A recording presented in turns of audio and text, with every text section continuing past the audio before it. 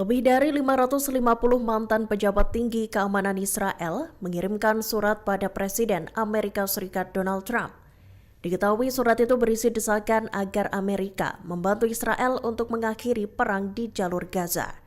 Mereka juga meminta Trump untuk menyelamatkan para sandera yang masih tersisa. Adapun surat itu ditandatangani oleh mantan perwira senior militer Israel, Dinas Intelijen Aman, Mossad, serta Badan Keamanan Dalam Negeri Shin Bet. Diketahui mereka tergabung dalam The Free Parliamentarians of the World. Dikutip dari Tribun News Kamis 15 Mei 2025, bukan tanpa alasan permintaan itu disampaikan pada Trump. Rupanya hal itu lantaran ratusan pejabat berpendapat bahwa perang di Gaza tak lagi sesuai dengan tujuan nasional Israel. Perang itu dinilai tak lagi membawa manfaat strategis bagi keamanan negara. Melanjutkan agresi dianggap hanya akan memperpanjang penderitaan dan kerugian. Brigade Al-Qassam merilis rekaman baru yang menunjukkan penyergapan mereka dalam operasi Gerbang Neraka Ketiga.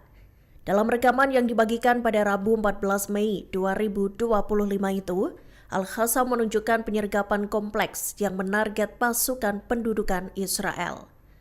Operasi itu dilangsungkan di lingkungan Al-Tanur, Timur Rafah, Gaza Selatan. Dikutip dari Palestine Chronicles, pasukan Israel dihajar dengan tembakan rudal anti-personel dan anti-tank saat tengah bersiap menyerang rumah warga. Dalam video berdurasi 4 menit 43 detik itu juga merekam momen saat alat peledak diaktifkan di sebuah jalan dan melumpuhkan unit infanteri Israel. Dilaporkan bentrokan tersebut merupakan tanggapan berkelanjutan Brigade Al-Qassam terhadap agresi Israel di jalur Gaza. Sejumlah prajurit Israel tewas dan sebagian lainnya terluka.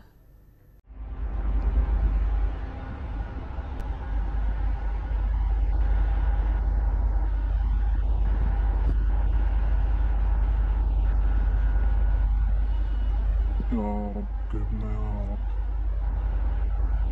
يا رب كرمنا. هاي الجنود اللي بتحرك قاعدين تحت الظهر. هاي راح يكونوا في المخزن، هاي خشوا المخزن، هاي راح يخشوا الشارع الثاني. هاي حوالي تقريبا 6-7.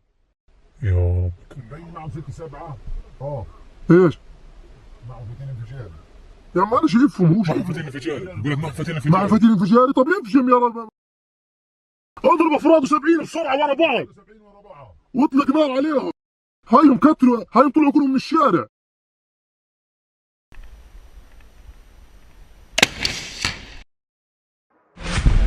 الله اكبر، الله اكبر،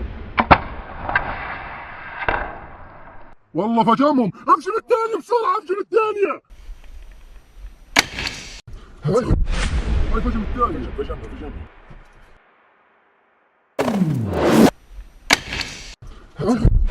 هاي فجم الثانية. فجمنا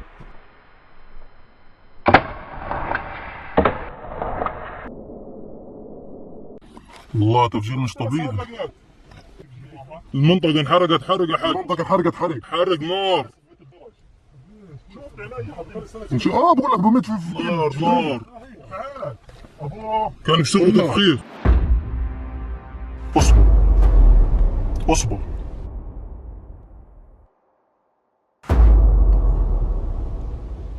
اصبر.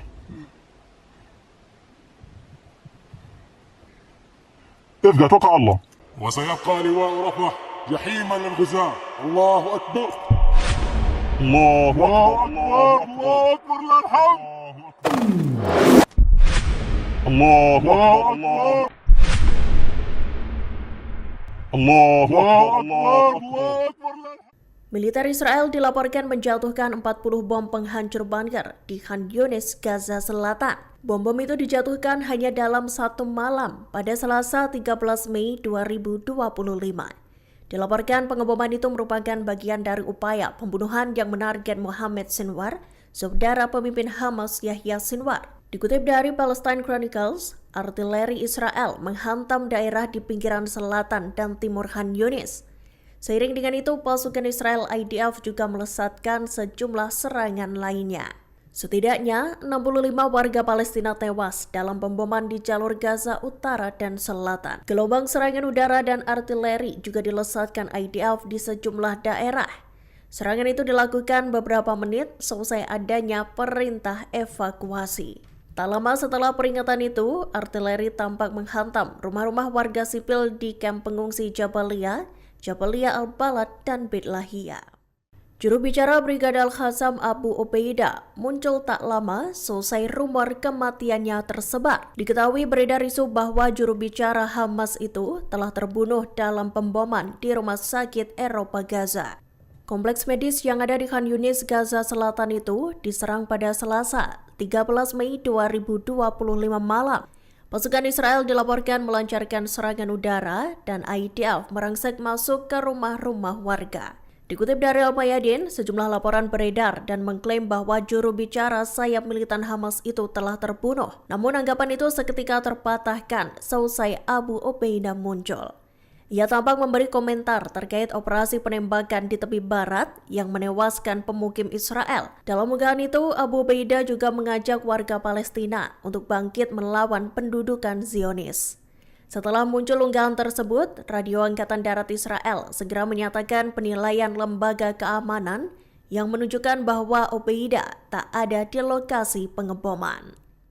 Kamera pengawas merekam detik-detik menegangkan saat serangan udara Israel menghantam kompleks rumah sakit Eropa di Khan Yunis. Diketahui serangan itu terjadi pada Selasa 13 Mei 2025.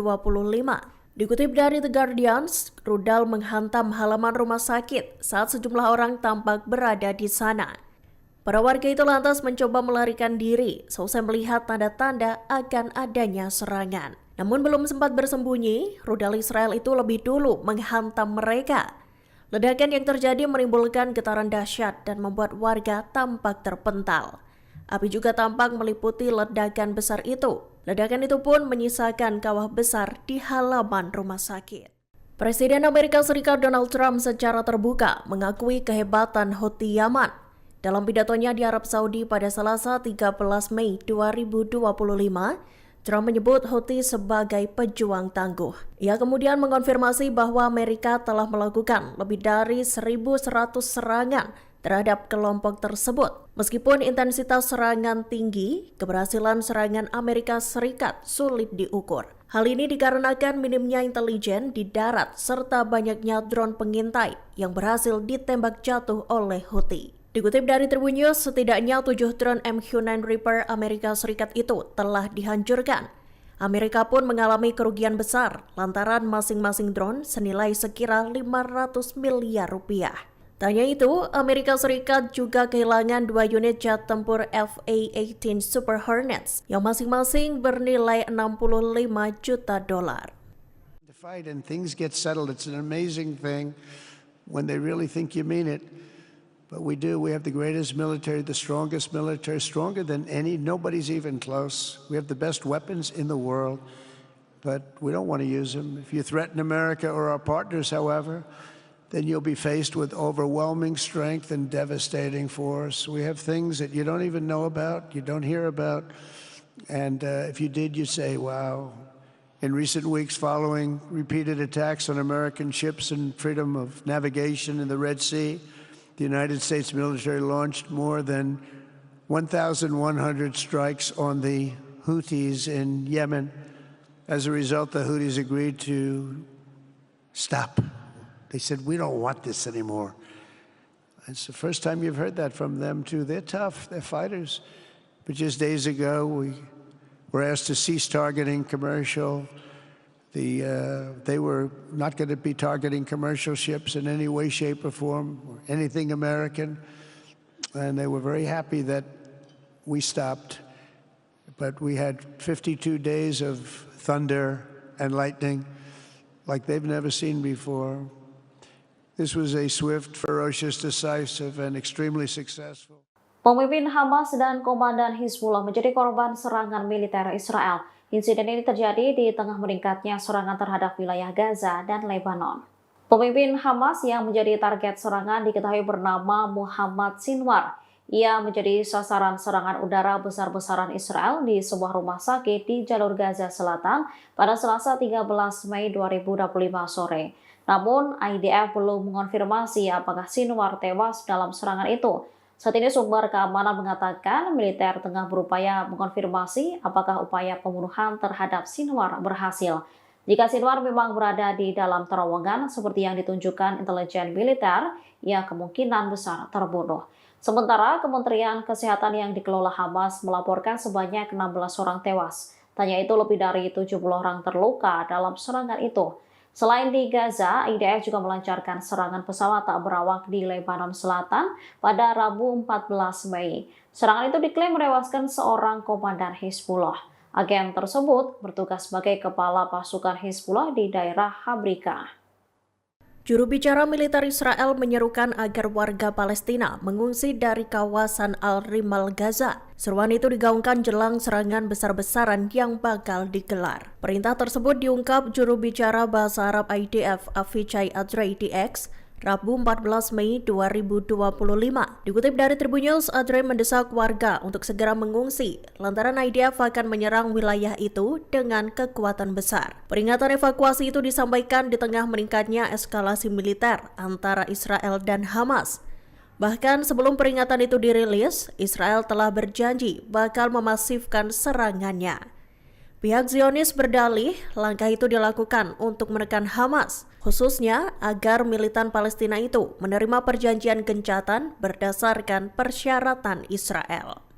Download Tribun X sekarang, menghadirkan lokal menjadi Indonesia.